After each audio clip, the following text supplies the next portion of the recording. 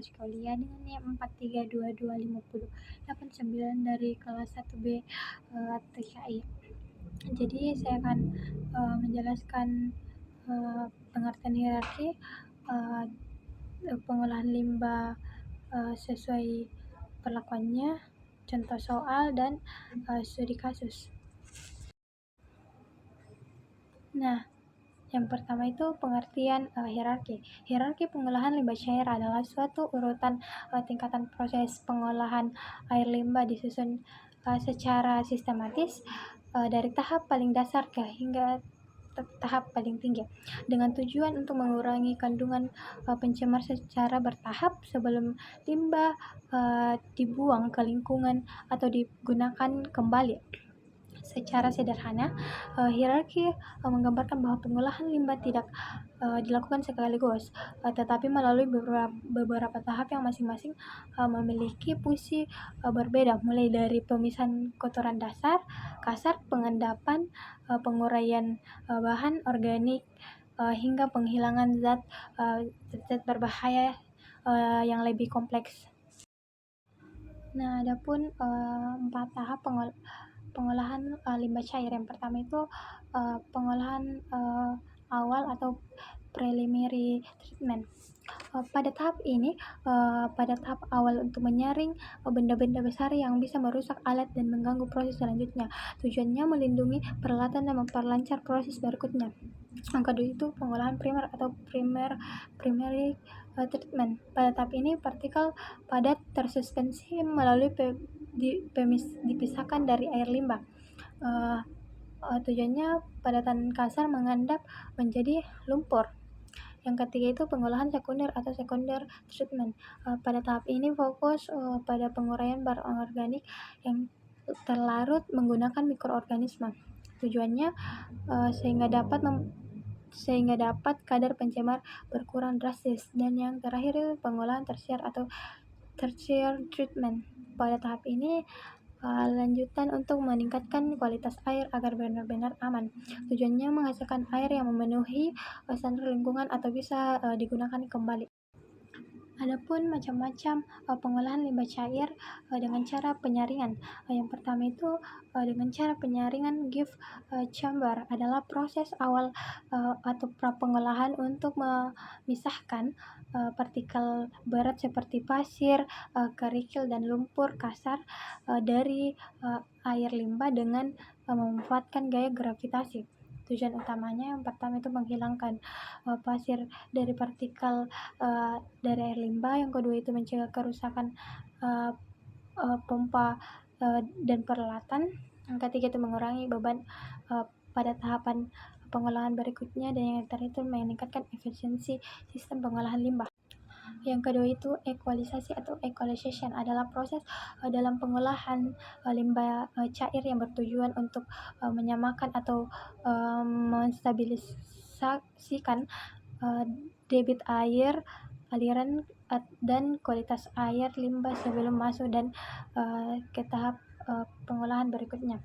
Tujuan utamanya itu menstabilkan volume aliran atau tidak dari yang terbesar dan yang terkecil. Yang kedua itu menyamakan konsentrasi pencemar. Yang ketiga itu mencegah beban mendadak pada proses selanjutnya. Yang terakhir itu membuat proses pengolahan lebih efektif.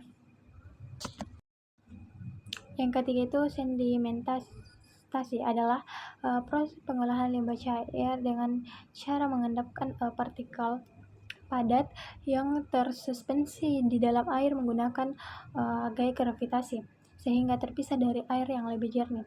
Tujuan utamanya itu yang pertama itu mengurangi kekeruan air, yang kedua itu menghilangkan padatan tersuspensi lumpur dan partikel halus, yang ketiga itu mengurangi beban pencemaran sebelum tahap dan pengolahan berikutnya.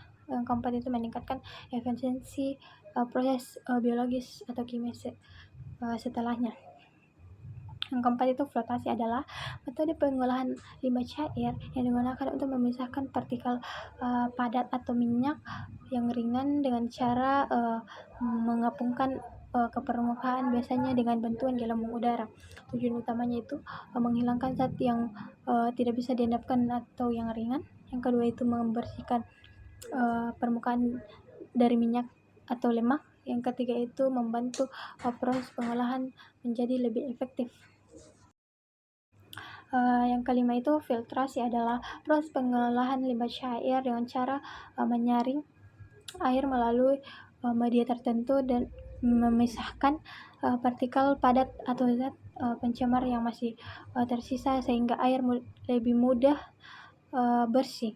Tujuan utama itu menghilangkan sisa partikel padat halus. Yang kedua itu menurunkan kekeruhan air. Yang ketiga itu memperbaiki kualitas air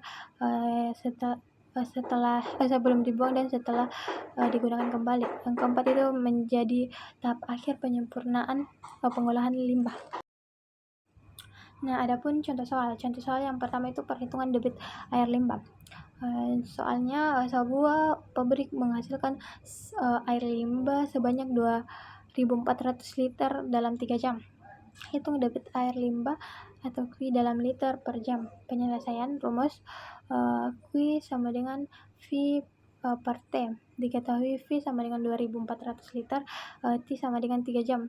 Penyelesaian Q sama dengan 2.400 dibagi 3 sama dengan 800 liter per jam. Jadi debit air limbah sebuah pabrik yang menghasilkannya sebesar 800 liter per jam. Soal yang kedua itu perhitungan volume air limbah. Soal sebuah rumah sakit membuang air limbah dengan debit 150 liter per jam selama 8 jam. Berapa total volume air limbah yang dihasilkan? Penyelesaian rumus V sama dengan Q dikali T. Diketahui Q sama dengan 150 liter per jam, T sama dengan 8 jam. Jadi penyelesaiannya itu V sama dengan 150 dikali 8, jadi hasilnya 1200 liter. Jadi volume air limbah tersebut dihasilkan sebesar 1.200 liter. Contoh soal yang ketiga itu contoh soal waktu tinggal air di bak sedimentasi. Sebuah bak sedimentasi memiliki volume 5.000 liter air limbah dengan debit 1.000 liter per jam. Hitung waktu tinggal air detention time. Penyelesaian rumus V T sama dengan V per Q. Diketahui V sama dengan 5.000 liter dan Q itu 1.000 liter per jam. Penyelesaian T sama dengan 5.000 per 1.000 sama dengan 5 jam. Dibagi T sama dengan 5.000 dibagi 1.000 sama dengan 5 jam. Jadi waktu tinggal air sebanyak 5 jam.